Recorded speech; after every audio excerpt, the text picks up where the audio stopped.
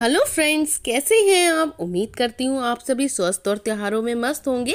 आज के इस वीडियो में हम आपको चिड़ा और चिड़ी की कहानी सुनाएंगे, लेकिन सुनाने से पहले आपको इस विषय में बताना भी ज़रूरी है कि ये किस विषय में है कहानी।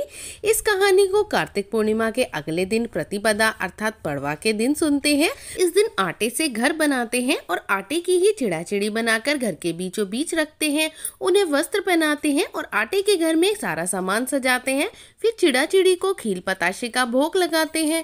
इस दिन खिचड़ी भी बनाई जाती है और खिचड़ी को आम के अचार के साथ रखा जाता है। फिर ठाकुर जी को उसका भोग लगाया जाता है।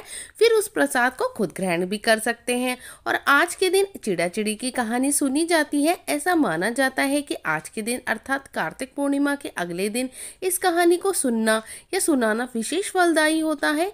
ऐसे लोग जिनका अपना घर ना बन पाया हो, उन लोगों के लिए जो अब तक किराए के मकान में रहते हैं, जिनका सपना अपना घर बनाने का हो, तो इस प्रकार जो ये इच्छा रखते हैं कि अपना घर बने, इस कथा को कार्तिक पूर्णिमा के अगले दिन जरूर सुने व सुनाए। इस दिन आटे व चावल गेहूं किसी भी अनाज से एक घर बनाए।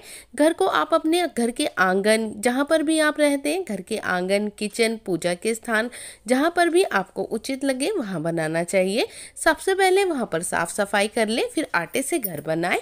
उसके पश्चात उस घर के अंदर सभी कमरे बनाए। सभी कमरों में दीपक जलाना चाहिए। सभी कमरों में खील पताशे रखकर अन्न का भंडार जिंदगी भर भरे रहने की ऐसी कामना करके पूजा को प्रारंभ करना चाहिए।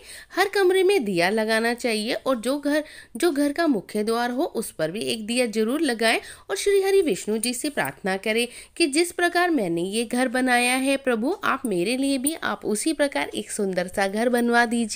माना जाता है कि इस दिन ऐसी प्रार्थना करना और कथा को सुनने से भगवान आपकी मनोकामना जरूर पूरी करते हैं। तो आइए कथा को प्रारंभ करते हैं। एक समय की बात है, 4 चिड़िया आपस में बहुत अच्छी सहेलियां हुआ करती थी। उनमें से एक चिड़िया एक दिन पेड़ की डाल पर बैठी हुई थी। वह समय कार्तिक माह का चल रहा था और 2 औरतें आपस में कार्तिक स्नान के विषय में बात कर रही थी। उनकी बातें सुनकर चिड़िया को ऐसा एहसास हुआ कि कार्तिक स्नान बहुत ही महत्वपूर्ण और फलदायी होता है। तो ऐसे में अतः हमें भी कार्तिक स्नान अवश्य करना चाहिए और अपने अगले जन्म को सुधारने का प्रयास करना चाहिए। जब उसकी तीनों सहेलियां उस पेड़ पर आईं, तो चिड़िया ने उन्हें उन दोनों औरतों के विषय में बताया और बताया कार्तिक स्नान के महत्व के बारे में भी। सहेलियों को कार्तिक स्नान के लिए तैयार कर लिया। जब कार्तिक का महीना आया तो उन चिड़ियाओं ने प्रतिदिन कार्तिक स्नान करना, तत्पश्चात भोजन करना प्रारंभ कर दिया और उसके बाद चारों चिड़ियां कार्तिक मास में नित्य प्रति कार्तिक स्नान करती और उसके पश्चात ही भोजन करती। कार्तिक स्नान के अगले दिन चिड़ियाओं को बहुत भूख लगी हुई थी, तो उन्होंने सोचा क्यों ना खिचड़ी बनाई जाए। तो उन चिड़ियाओं में से एक चिड़िया चावल ले आई, एक चिड़िया दाल ले आई, एक चिड़िया घी ले आई और एक चिड़िया नमक ले आई। अब सबने मिलकर खिचड़ी को बनाया। जब खिचड़ी बनकर तैयार हो गई तो उन्होंने सोचा क्यों ना खिचड़ी को नहाकर खाया जाए, उन कार्तिक स्नान करके खाया जाए। तो वह चिड़ियाएं नहाने चली गई। जब सब चिड़ियाएं नहाकर आई तो जो चिड़िया सबसे पहले आई उसको बहुत जोर से भूख लगी हुई थी। उसने सोचा बाकी चिड़िया कब आएंगी, उसे पता नहीं था, तो उसने खिचड़ी की भाप खा ली। जब दूसरी चिड़िया आई तो उसने खिचड़ी का पानी पी लिया। तीसरी चिड़िया जब आई तो उसे भी भूख लगी हुई थी, उसने खिचड़ी खा ली। जब चौथी चिड़िया आई तो उसे खिचड़ी खाने के लिए नहीं मिली क्योंकि सारी खिचड़ी खत्म हो गई थी, तो उसने खिचड़ी की खुरचन ही खा ली। परंतु उसी दिन रात को एक ऐसा तूफान आया कि जिसमें वो चारों चिड़िया मर गईं। जिसने भाप खाई थी वह राजा के घर राजकुमारी बनकर जन्मी और जिस चिड़िया ने पानी पिया था वह कुमार के घर पैदा हुई। जिस चिड़िया ने खिचड़ी खाई थी वह ब्राह्मण की पुत्री बनी और जन्म लिया। जिस चिड़िया ने खुरचन खाई थी वह एक हथनी के रूप में पैदा हुई। कुम्हार की लड़की राजा के यहाँ दासी बनी, ब्राह्मण की लड़की राजकुमारी की सहेली बनी। हथनी भी राजा के यहीं पर थी और राजकुमारी को अपने पिछले जन्म की सभी बातें याद थी। जब राजकुमारी की शादी हुई तो जब वह विदा होने लगी तो वह राजा से बोली कि पिताजी, मैं अपने साथ अपनी सहेली और दासी को भी लेकर जाऊंगी। राजा ने कहा ठीक है ले जाओ, परंतु दासी और सहेली को ले जाकर तुम क्या करोगी? तुम हीरे जवाहरात क्यों नहीं लेकर जाती? राजकुमार के घर यह सब तो तुम्हें वैसे भी मिलेगा, ढेर सारी दास दासियां वहां पर भी तुम्हें मिल जाएंगी। मगर राजकुमारी ने इनकार कर दिया और उसने अपनी सहेली और दासी को ले जाने की जिद करने लगी।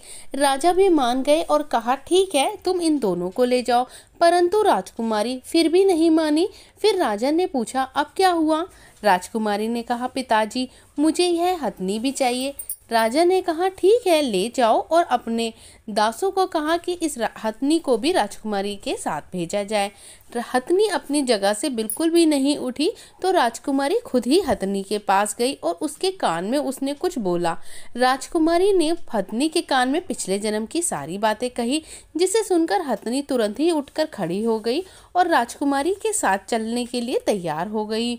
वहां दूर खड़ा राजकुमार यह सब कुछ देख रहा था। उसने राजकुमारी के पास जाकर कहा कि तुमने ऐसा क्या कहा जो हथनी तुम्हारे साथ चलने के लिए तैयार हो गई? तुम मुझे सच सच बताओ कि तुम कौन हो। मुझे ऐसा लगता है कि तुम राजकुमारी के वेश में कोई और हो। राजकुमार गुस्से से लाल हो गया और उसने अपनी तलवार निकाल ली। उसने राजकुमारी से कहा सच सच बताओ नहीं तो मैं तुम्हारा सर धड़ से अलग कर दूंगा।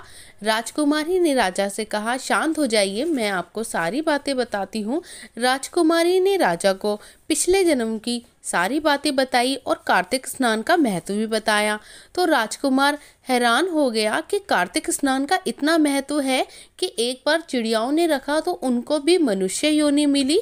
तो उसने चिड़िया से प्रार्थना करी कि क्यों ना हम दोनों जोड़े से इस व्रत को रखें, तो यह व्रत कितना लाभकारी होगा। तब से इस व्रत को रखने की परंपरा है। जो कोई भी रखता है भगवान उसकी सभी मनोकामना पूरी करते हैं। जो भी कोई इस कथा को सुने पढ़े उसकी ईश्वर सभी मुरादों को पूरी करे, सभी मनोकामना पूरी करे। अगर जानकारी आपको अच्छी लगी हो, कहानी आपको अच्छी लगी हो तो चैनल को लाइक कीजिए, सब्सक्राइब कीजिए।